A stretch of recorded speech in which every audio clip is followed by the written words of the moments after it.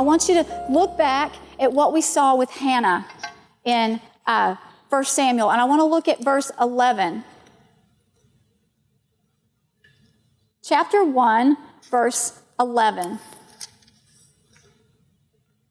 In bitterness of soul, that's verse 10, Hannah wept much and prayed to the Lord. And she made a vow, saying, "O Lord Almighty, if you will only look upon your servant's misery and remember me and not forget your servant, but give her a son, then I will give him to the Lord for all the days of his life, and no razor will ever be used on his head."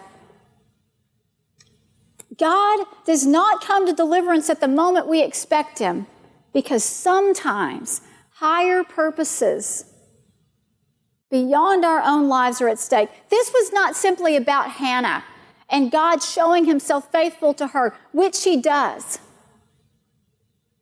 It wasn't just about justice with her enemy. It was about the future of God's people.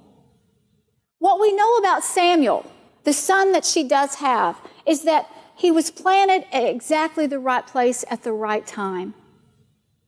The country is just in shambles.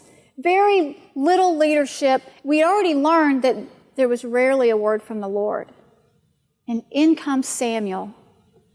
And what would have happened to those people if in one fell swoop they lost all their priests and the Ark of the Covenant? What would they have done without Samuel in place at exactly the right time? She bears a son who teaches us how to wait even.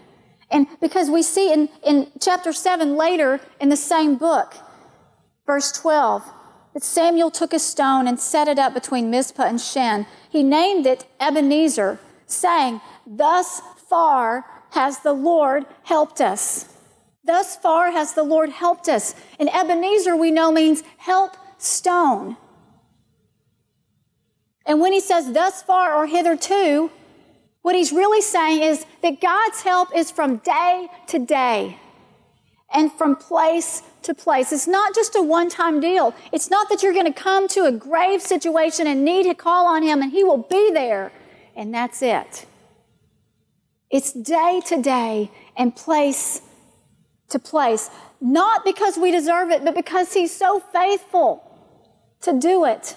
Our God is not a slothful God. Not at all. And the Word reminds us that God is not holding out on us when he requires us to wait. He doesn't make us wait because he's mean or needs to be controlling. It's just not time. The situation's just not right yet. We have some growing yet to do.